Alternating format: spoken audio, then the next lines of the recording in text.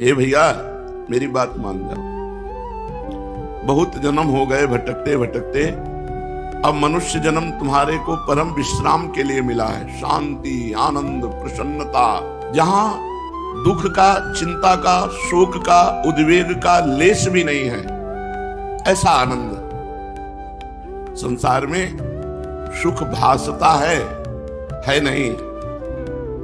भगवान के मार्ग में दुख भासता है पर है नहीं। भगवान के मार्ग में सुख ही सुख है और संसार के मार्ग में दुख ही दुख है। दुखालयम अशाश्वतम। और हमारी बुद्धि खराब है तो हमें संसार सुख में लगता है और भगवान दुख में लगते हैं। ब्रह्मचर्य से रहना, सत्य का पालन करना, संयम नियम से रहना, खूब नाम जप करना, सच्चे आचरण करना, धर्म के आचरण, ये सब पहाड़ जैसा नजर आता है। और विषय भोगना, मनमानी आचरण करना, मनोरंजन करना, संसार के भोगों का ही चिंतन, ये सब सहज सरल नजर आता है। तो भ्राता, हे भाई, समस्त अन्य जो तुमने भाव रख लिए हैं, अन्य जो साधन ले लिए हैं, छोड़ो। क्या करो? विहाय वृंदावनम स्वाश्रय स्व, सब त्याग करके वृंदावन का आश्रय ले लो। आश्रय बहुत बड़ी वस्तु है, पर ये होता सर्व त्याग के बाद ही है। जब अपने को किसी योग्य उपासक नहीं समझता तब आश्रय उसका दृढ़ होता है। एक होता है ये करना है, ये नहीं करना है, वो अपने बल से कर रहा है। और एक होता है कि अब मेरे से कुछ होने वाला नहीं, अब मैं अंदर की बात, आपके आश्रित हूं, आप जो चाहो करवा लो। अब उससे जो कुछ होता है वो बड़ी उत्तम साधना होती है और वो भगवद आश्रित है, इसलिए उसकी चूक गिनी नहीं जाती।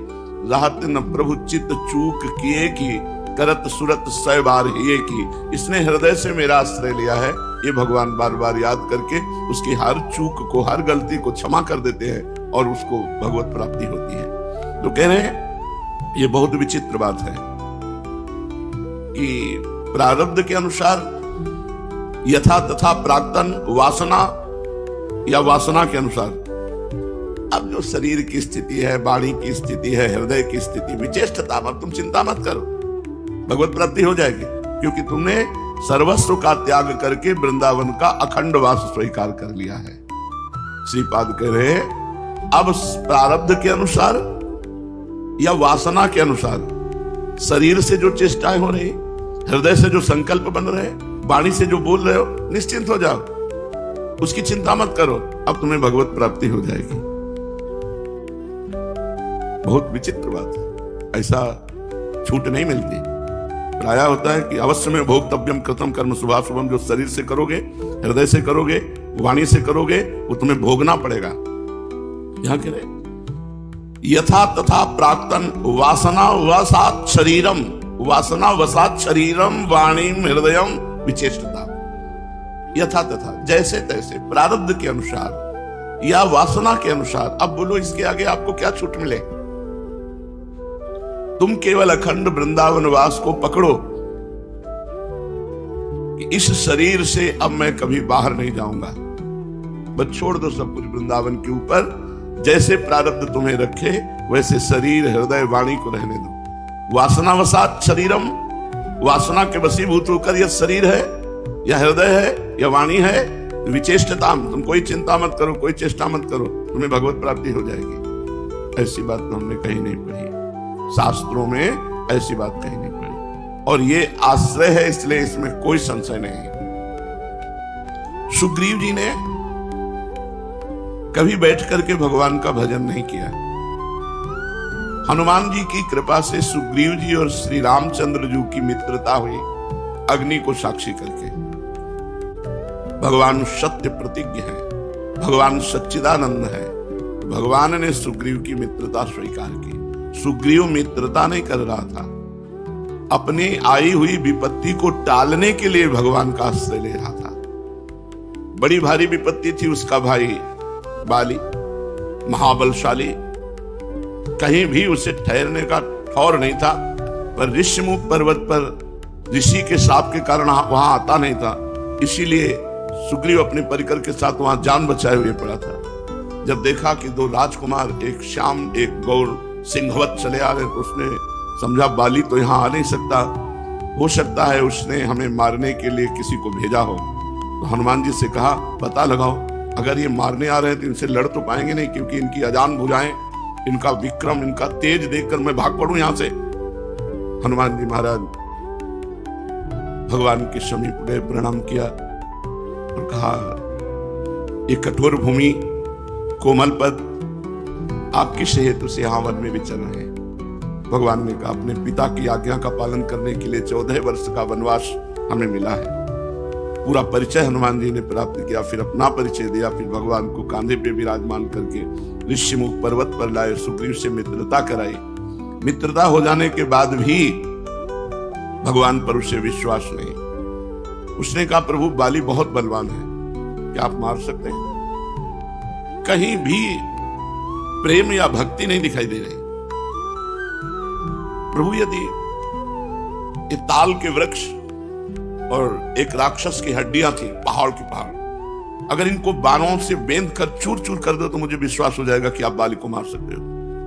भगवान ने अमोघ बाण संधान किया, ताल के वृक्षों को छेद कर दुंदुभी नाम के राक्षस की हड्डियां थी सब चकनाचूर कर दी। तब उसको आनंद हुआ कि भगवान ऐसा कर दे। अब उसको जब पक्का विश्वास हो गया कि भगवान बाली को मार देंगे तो कहने लगा कि प्रभु अब मुझे बाली से कोई परेशानी नहीं, क्योंकि मैं बाली की कृपा मांगता हूं कि आप जैसा हमें मित्र मिला। इसे मरकट वैराग्य वाले भाव कहते हैं। प्रभु अब तो बस, प्रभु अब कृपा करो, यही भांति सब तरी भजन करो दिन राति। बहुत जोर का वैराग्य। भगवान ने बाली का वध किया, बड़ा प्रसंग है। सुग्रीव किष्किंधापुर का राजा बना। भगवान प्रवर्षण पर्वत पर चातुर्मास 4 महीने वास किए, एक बार भी प्रणाम करने नहीं गए। जिन भगवान ने अपने प्राणों के भय से भयभीत होकर प्रतिपल दुख को प्राप्त होने वाले सुग्रीव को मित्र बनाया, ऐसे परम हितैषी, ऐसे करुणामय, ऐसे परम आनंद स्वरूप भगवान के दर्शन करने भी सुग्रीव 4 महीने नहीं गए।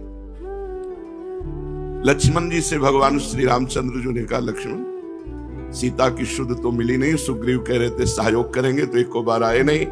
सुग्रीवो स्तुति मोरी बिसारी, बाबा राज खजाना वस्तु व्यक्ति स्थान सब उसके अधीन, सुख सामग्री, सुग्रीवो स्तुति मोहि बिसारी, मेरी स्तुति बिसार दी।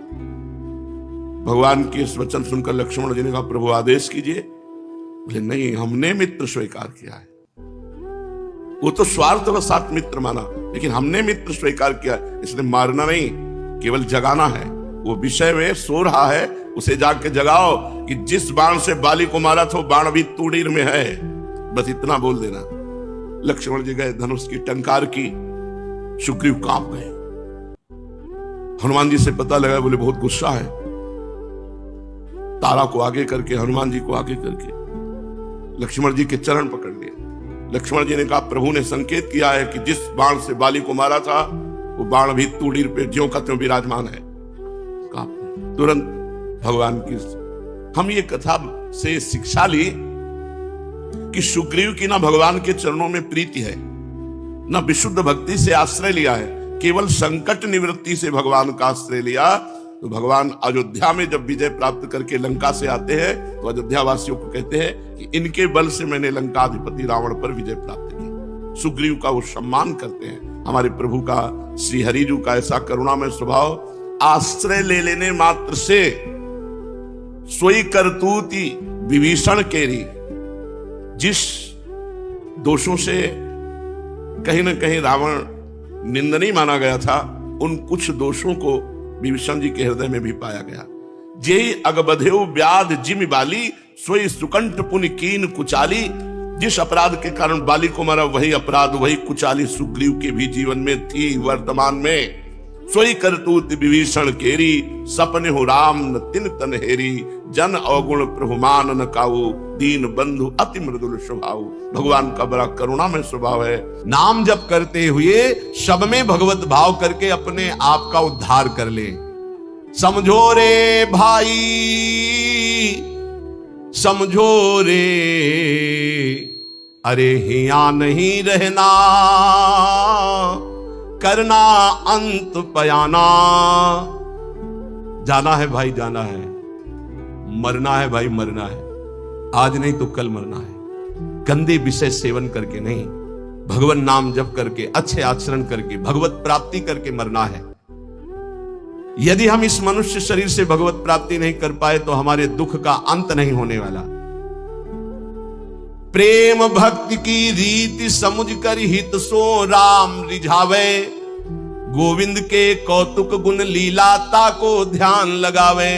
सेवा सुमिरन बंदन अर्चन नौधा सो चित लावे, अब की अवसर भलो बनो है बहुरी दाव कब पावे। भजन प्रताप उतरे भव सागर उर आनंद बढ़ावे, साधुन की संगति को साबुन लेकर ममता मैल बहावे। हे भाई, बिना प्रेम भक्ति के भगवान की प्राप्ति कठिन है।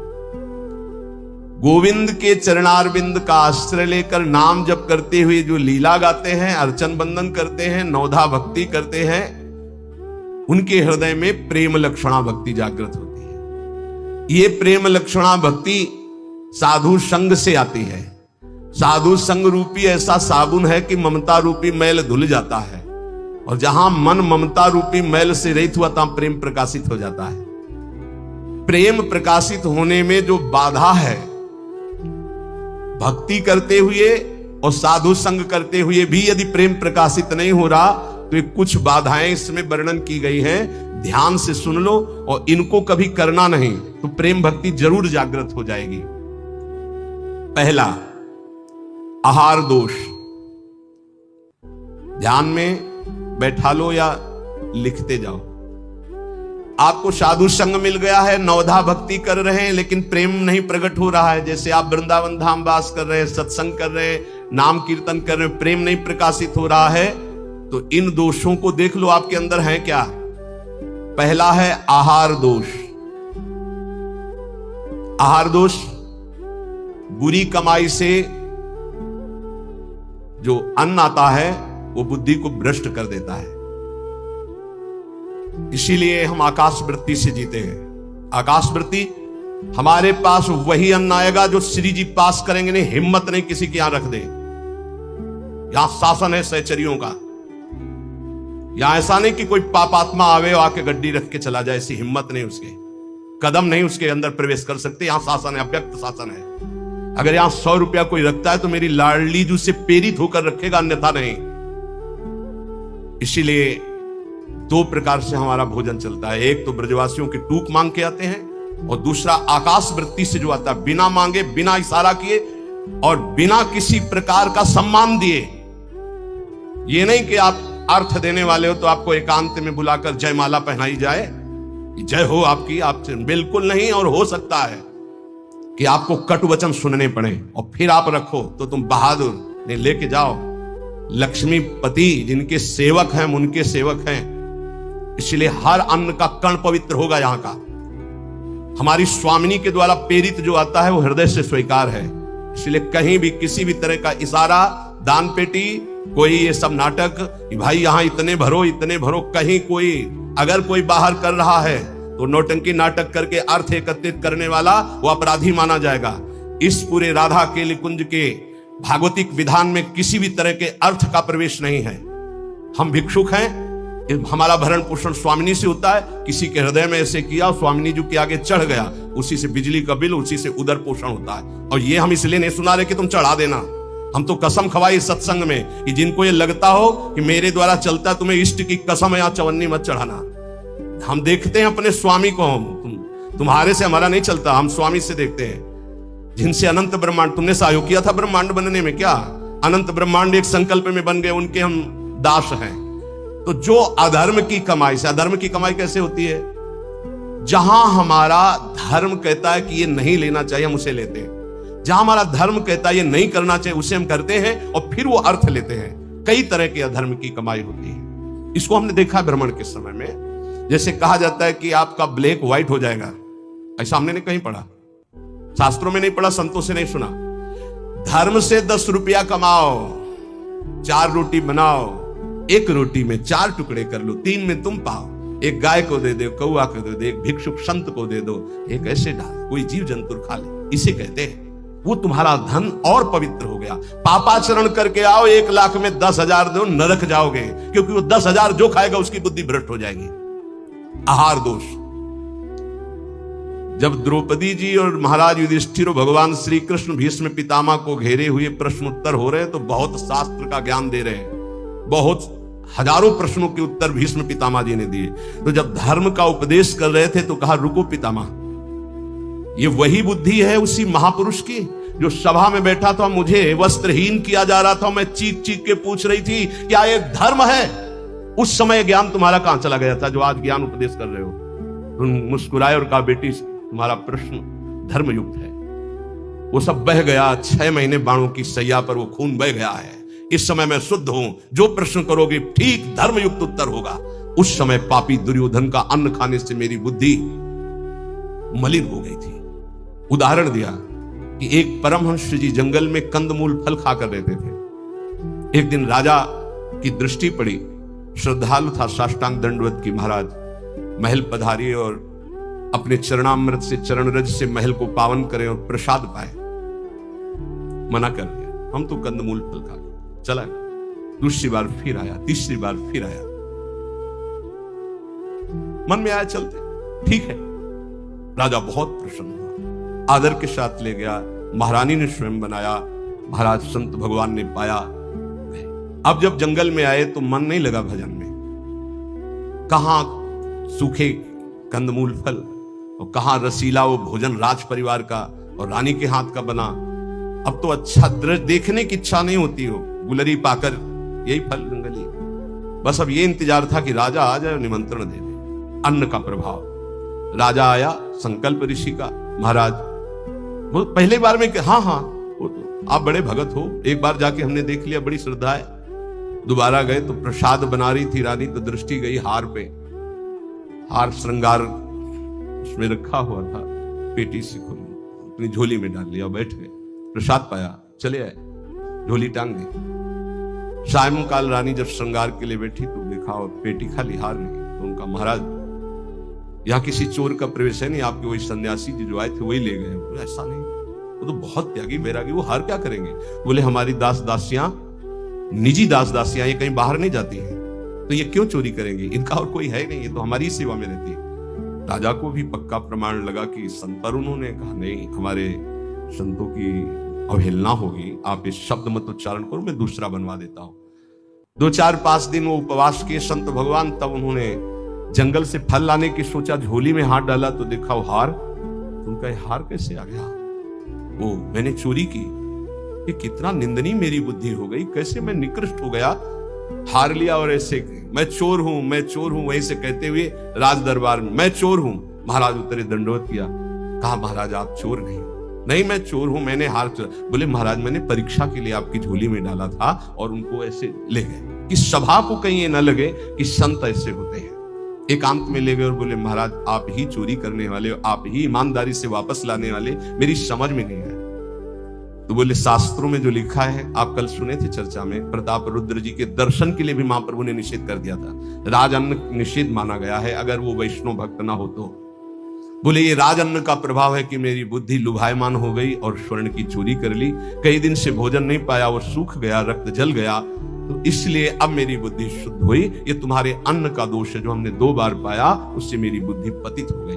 तो पहला दोष है आहार दोष, बुरी कमाई का, चोरी के पैसे का, दूसरे के हक का, अन्न या जबरदस्ती कर लेने का, इस तरह का जो धन है उससे जो खान पान है ये बुद्धि को भ्रष्ट कर देता है। जैसे ब्याज दर ब्याज, अब वो आपको पैसा मिलेगा तो फिर वो आपकी बुद्धि में भजन नहीं होने देगा। संकल्पित अन्न मिलेगा, कभी किसी का ऐसा दिया हुआ साधक को या गृहस्थ बट रहा है हलवा, भूखे मर रहे हो, ऐसे हाथ फैला दिया, तुम गृहस्थ हो, वृंदावन आए हो, एक दिन उपवास कर लो, थोड़ा सा कुछ लेकर पेट में डाल लो जो तुम्हारा धर्म की कमाई का, दूसरे का हलवा मत खाओ। मान लो हमारी बात, सारी